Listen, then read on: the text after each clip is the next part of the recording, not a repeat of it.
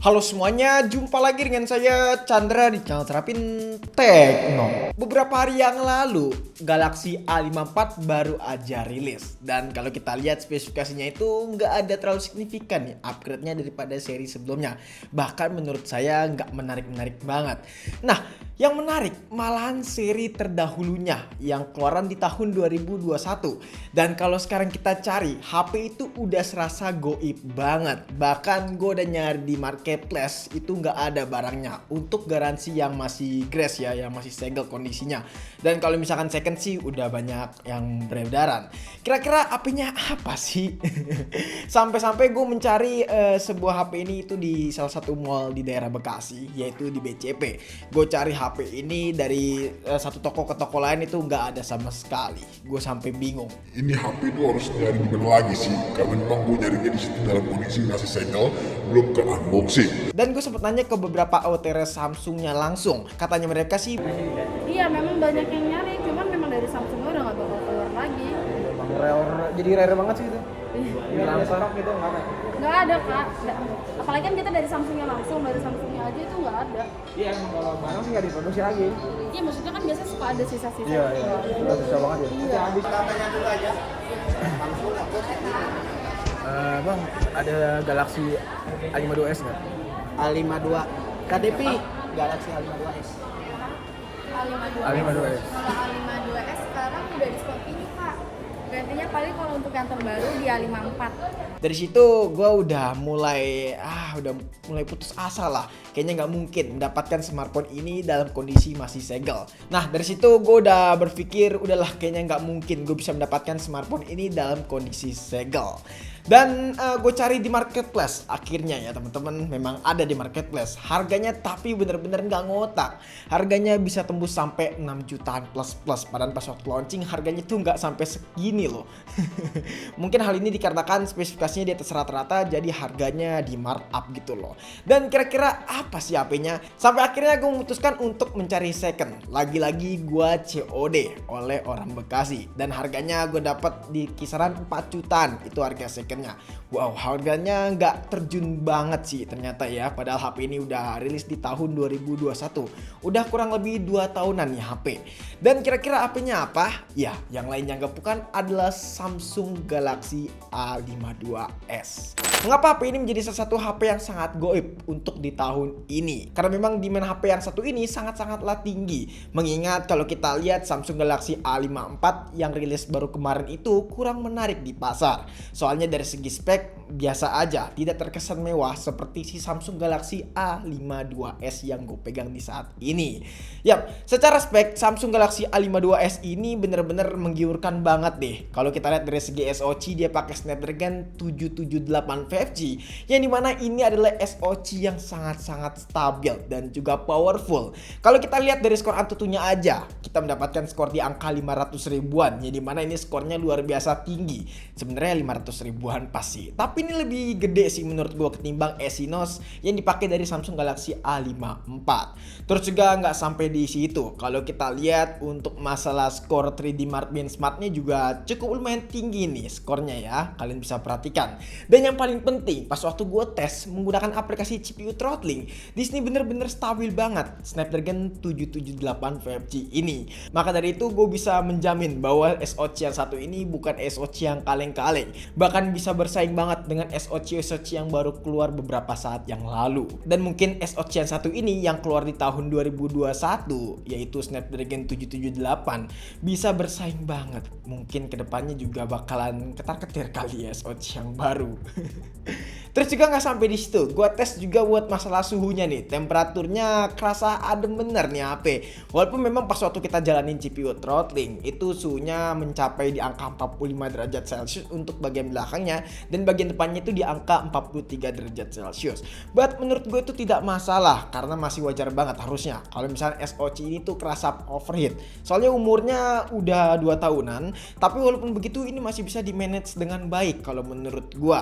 Berbeda dengan SoC SoC zaman sekarang yang keluarnya itu belum sampai setahun, tapi suhunya itu bisa menyentuh hingga 45 derajat plus gitu loh ya. Pokoknya 45 derajat ke atas lah. Namun walaupun begitu, gua akuin jempol lah. Snapdragon 778 5G ini bener-bener efisien dan juga stabil. Sama halnya pas waktu kita ajak buat main game. Gue udah sempat buat main game Genshin Impact dengan settingan normal 60 fps. Hasil FPS yang didapat itu di angka 54 sampai 55 fps. Memang tidak stabil di angka 60 fps, but overall ini settingan normal 60 fps. Kalau misalnya pengen mendapatkan FPS yang lebih stabil, bisa aja setting di lowest 60 fps dengan menonaktifkan motion blur biar mendapatkan FPS yang benar-benar stabil di angka 60. Dengan kata lain, memang Snapdragon 778 5G ini sangat-sangat monster lah untuk saat ini. Mungkin belum bisa terkalahkan buat saat ini juga. Gak cuma dari segi performance-nya aja, kita harus lihat dari segi lain, terutama dari segi layar nih. Yang dimana kalau kita compare si Samsung Galaxy A54 dan juga Samsung Galaxy A52s ini, perbedaannya itu nggak jauh signifikan.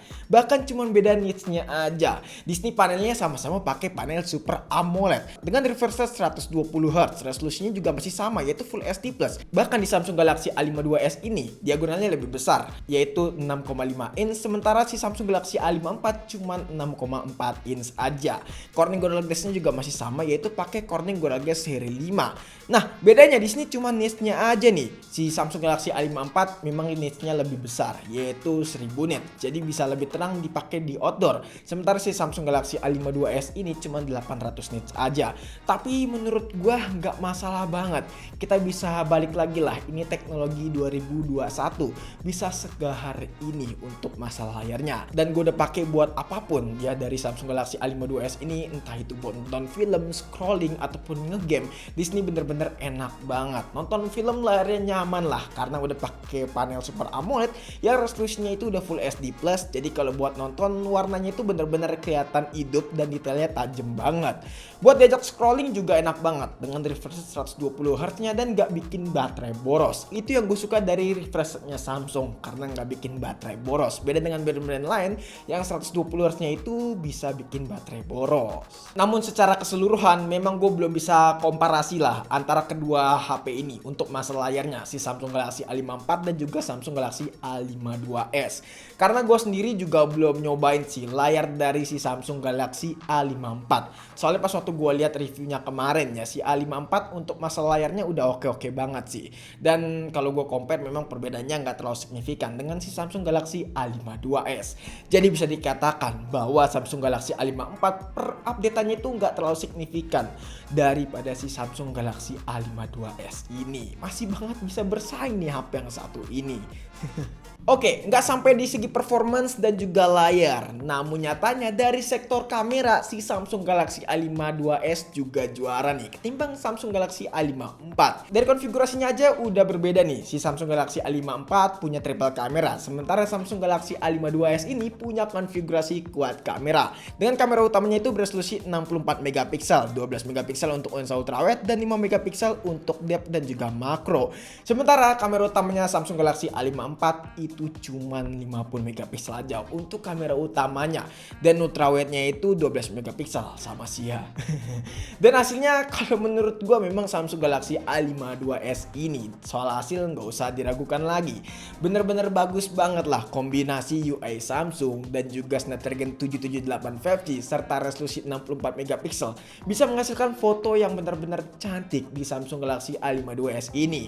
Detailnya kelihatan tajam, warnanya kelihatan soft dan tidak terlalu oversaturan, apalagi over color ya, terlalu over gitu warnanya. Namun yang jelas untuk hasil foto dari smartphone itu kelihatan oke banget. Dan gue juga memang udah lihat sih ya review dari Galaxy A54 untuk masalah kameranya, dan itu bagus juga sih. Terutama dukungan sistem operasinya untuk memprosesing gambarnya itu bener-bener oke sih Samsung Galaxy A54. Mungkin kalau di compare kayak bakalan asik sih, tapi gue nggak megang unitnya. Mungkin Samsung Indonesia mengirimin kali ya. Dan juga yang pasti udah bisa sama-sama rekam 4K 30 fps, entah itu di kamera depan ataupun kamera belakang. Oke, jadi ini dia hasil perekaman kamera belakang dari Samsung Galaxy A52s di resolusi Full HD plus 30 fps. Nah, untuk resolusi 4K di sini bisa sampai 4K 30 fps, tapi nggak bisa mengaktifkan fitur Ultra Steady. But kalau kita lihat hasilnya aja udah sestabil ini harusnya udah oke banget lah ya buat kelas mid range ya teman-teman.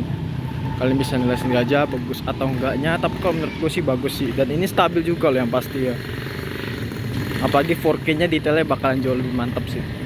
Tapi yang menarik, si Samsung Galaxy A52s ini punya fitur yang namanya Gyro S. Sementara di Samsung Galaxy A54 itu tidak ada yang namanya fitur Gyro S. Gua nggak tahu nih sestabil apa si Samsung Galaxy A54.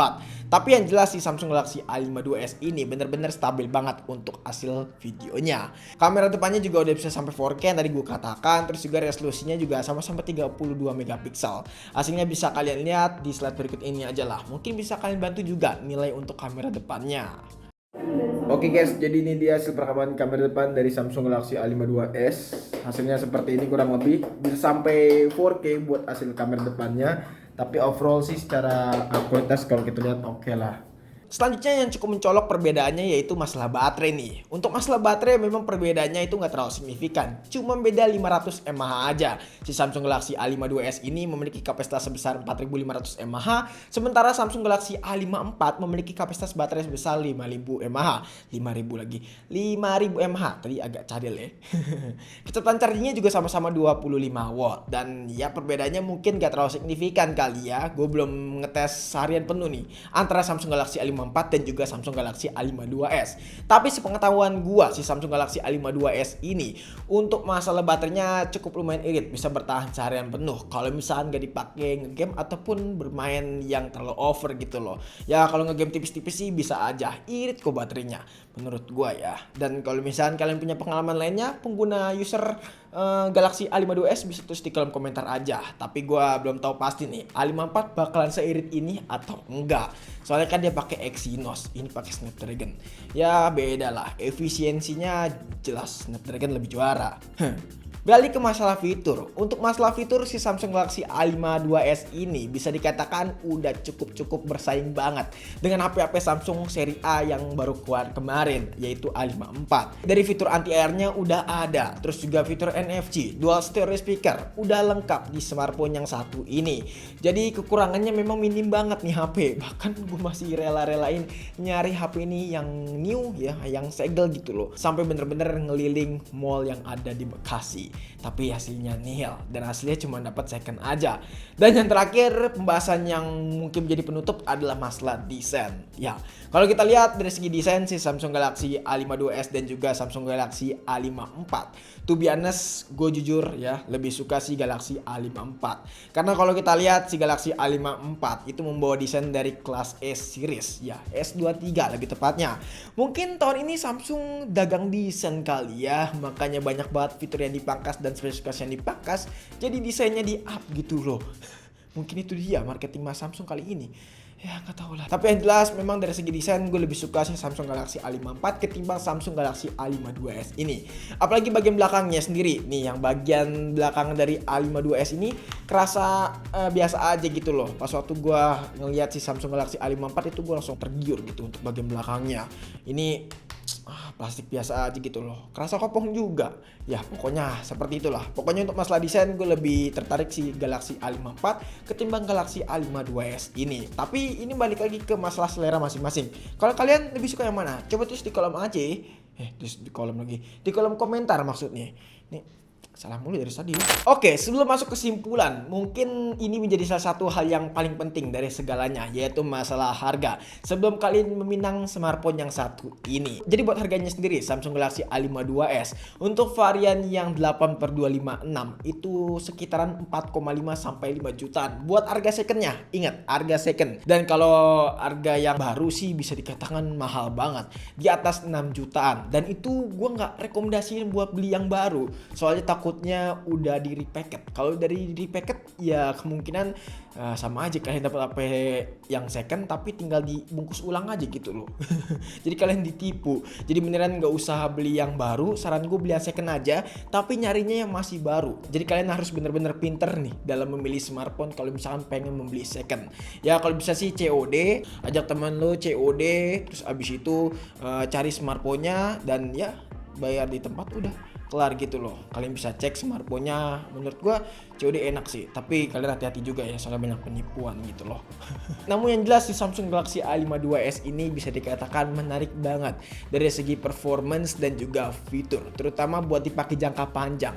Apalagi smartphone ini buat masalah fingerprint-nya udah under display, jadi kerasa bener-bener oke banget, mirip seperti HP flagship lah, dan ini nggak ketinggalan zaman banget. Teknologinya masih oke lah di smartphone yang satu ini, walaupun keluar di tahun 2021.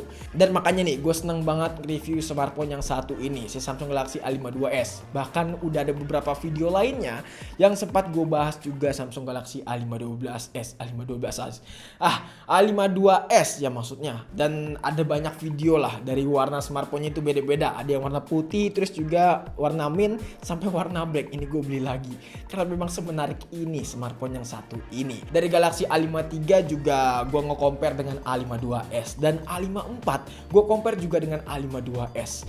Mungkin selera gue ketinggian kali ya, harus diturunin seleranya ya. Seperti itulah, harusnya memang smartphone saat ini kita harus sadar diri juga lah, karena kita lagi di keadaan inflasi yang memungkinkan smartphone bakalan memangkas besar-besaran budget untuk produksinya mereka. Jadi ya kita terima jadi aja lah, kita lihat teknologi kedepannya itu bakalan segahar apa dan semenarik apa. Jadi guys, mungkin cukup sekian aja video kali ini. Kalau misalnya kalian punya pendapat atau punya pertanyaan lainnya, bisa tulis di kolom komentar. Dan jangan lupa juga follow Instagram kita di @serapinteknologi. Kata teman-teman itu pendem kita. Chandra pamit dan sampai jumpa di video selanjutnya. Until next time, goodbye.